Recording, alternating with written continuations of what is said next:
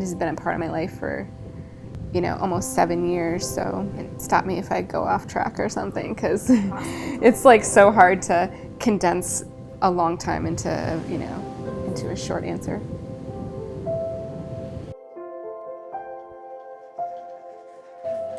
I don't want to say it's like, going to the grocery store, because obviously going to the grocery store and chemo are two different things, but it's become such a routine part of my life. As much as it sucks to go get chemo every other week, it's so routine for me.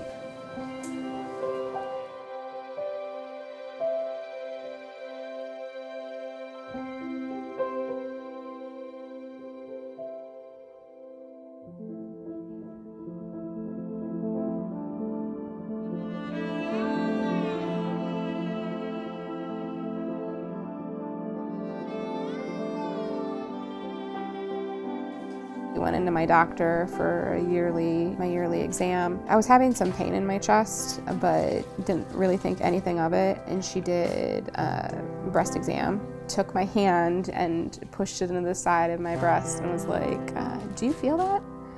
And I was like, no, but now I do. Yeah, I asked the doctor, I was like, what is it that you guys are looking for? What do you think that this is? And that's when she's like, well, we think it's cancer.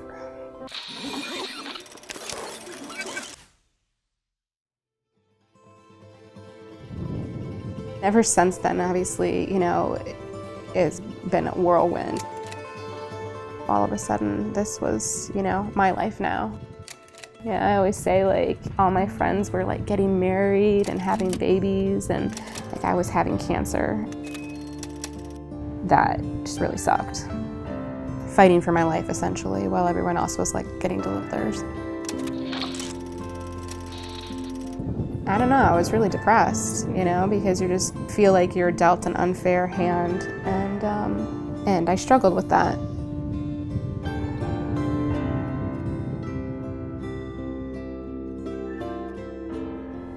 I just thought it was gonna be fine.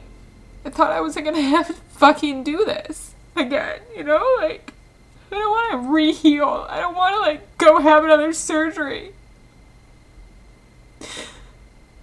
I just want to be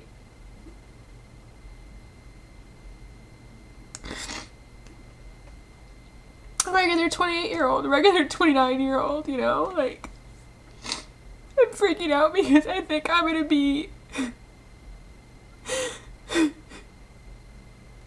in a hospital bed or sitting at home recovering on my birthday.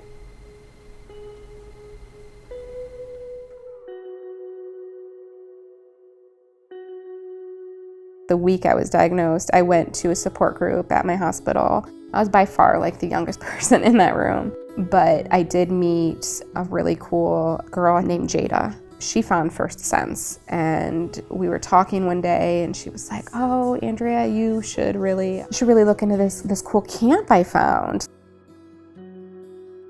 That was like the best gift anybody could ever give you. This changed my life. I mean, it really did. She ended up passing away before she got to go on her First Sense trip.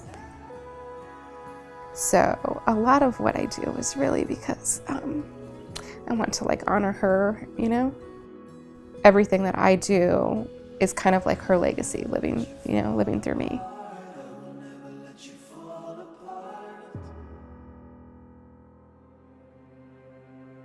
I remember, like, talking to my doctors and asking, what's the agenda? Like, how long is this gonna last until I'm, like, over it, And I said, oh, it's crazy for a year, and then after that, your life will start to get back to normal. And talking to my doctor, one day she told me that her job was to just keep the cancer the same size. That was like a big reality check for me, because I thought, well, your job should be to, like, completely get rid of this, right?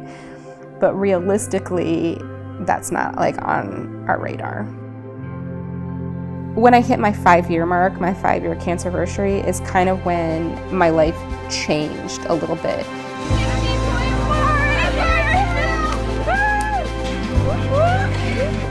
At 5 years, that was sort of like a realization that, okay, this is gonna be my life, like for a really long time. And definitely needed to kind of take charge of my life. I just didn't want cancer to control my life anymore.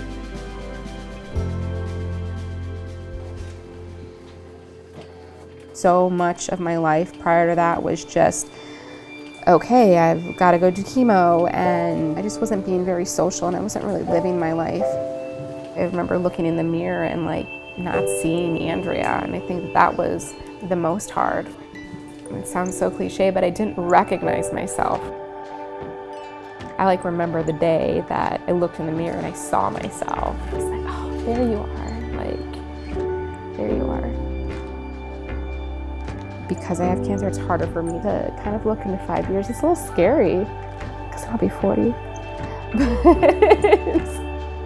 at that point, I hope that I'll still, finding cool adventures and, challenging myself to be a better person and to not take any opportunity for granted.